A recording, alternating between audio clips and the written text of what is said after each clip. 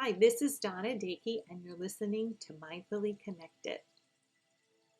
So, are you a collector? Well, I think we're all guilty of it. Guilty of being a collector of things that we don't make good use of. So, there's a shift happening in the direction of minimizing our lifestyles, thinning out those personal belongings that fill our personal spaces and create clutter in a way that's taking up more space in our already busy lives. Netflix currently is running a documentary called Minimalist. And one thing the creators suggest to do is when going through our stuff, attempting to create less distraction in our lives, they will ask the question, does this item bring value to my life? Well, the question itself really became a simple tool for me in deciding whether or not I genuinely need to have yet another blouse or trinket of some kind before making a purchase. So before making the purchase, I just really just stop and ask, does this item bring value to my life? So that's very relative, I understand, and another 50th shirt does not bring value necessarily to my life, but maybe there is something I need.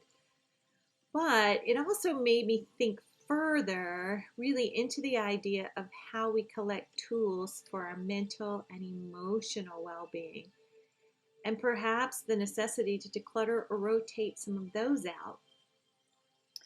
So, in my work as a mind body coach, helping others to sort through the junk and establish clarity, I find too often that it's all the things in one's thoughts that create a distraction. Consider just the amount of time we are filling our minds up, really collecting mind stuff locked into our digital devices. Decluttering the mental and emotional spaces really is essential, if not more important than decluttering our physical space. Everything is energy in one form or another, and that energy takes up space. That's why it feels so good to clean out a closet or a basement.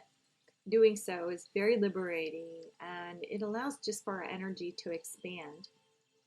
The same thing is valid when we can manage a thought or rest the brain with a good night's sleep or just a day off or vacation.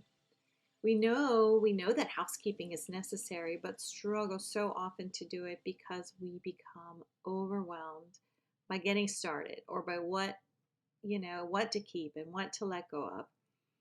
And we assign value to all these things based on some emotional attachment. All right, so I couldn't help but make the analogy between our kitchens or garages full of all of these shiny tools, beautifully displayed, and gadgets that are rarely utilized, and all the mindfulness and self-care tools that we may have placed in our tool belt as well. But that we have a good intention of using, it sounds good and I think it might work. But again, they stay there all shiny, waiting for that day. One of the biggest challenges I see is the follow through, really, with our intentions. We have the very best of intentions and the choices regarding our self care. We love the idea of doing certain practices and the shiny item, and we can see the value in them, but we just can't get into the flow of using these valuable tools. So, why is that?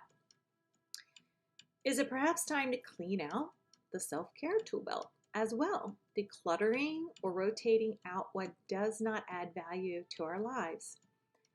So something can sound really great, but if you're not inclined to use it, then, well, get rid of it, allowing the expansiveness of energy toward what becomes useful for you. So just like going through your closet, if you haven't worn it in a year, you're not likely to, so get rid of it. If meditation doesn't come easy to you, let go of any expectations and try something as simple as just creating stillness without a device. And perhaps one day meditation becomes more your flavor. The overwhelming list of tools in the wellness tool belt can have the opposite effect if we let it, creating too much mind junk, which doesn't work either. And then we become anxious about the fact that we're not using them. At the beginning of the new year, I always feel an important opportunity to shift and reset.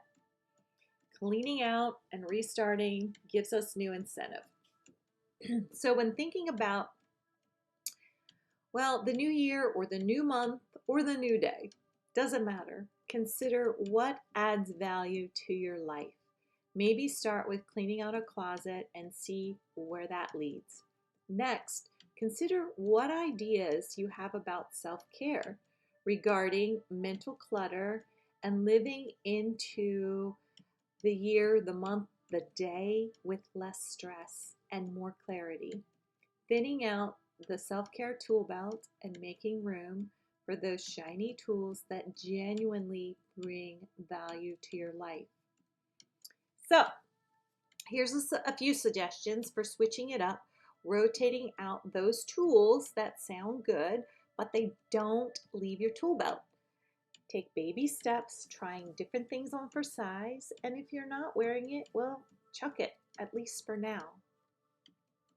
So we have meditation or try simple stillness. We can have yoga or take a walk in nature. You can do breath work or try some whiskey. Nope, just kidding. Okay, maybe a little whiskey. Mindfulness or try acceptance and self-compassion.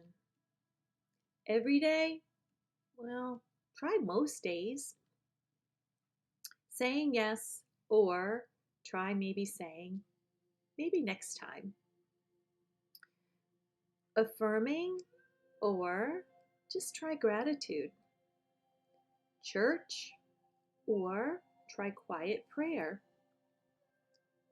Wellness retreats or try to rest and maybe some hot chocolate. Laughter or just try crying it out. Reiki energy treatment or try holding a crystal and listen to free binaural beats app. Read self-care help books or try audiobooks and podcasts. Journaling or try a good talk with a friend. Community workshops or try slippers and Zoom. And visualization or try maybe creative art. Explore, mix it up, just throw out some junk. Happy decluttering. Thanks for listening and have a great day.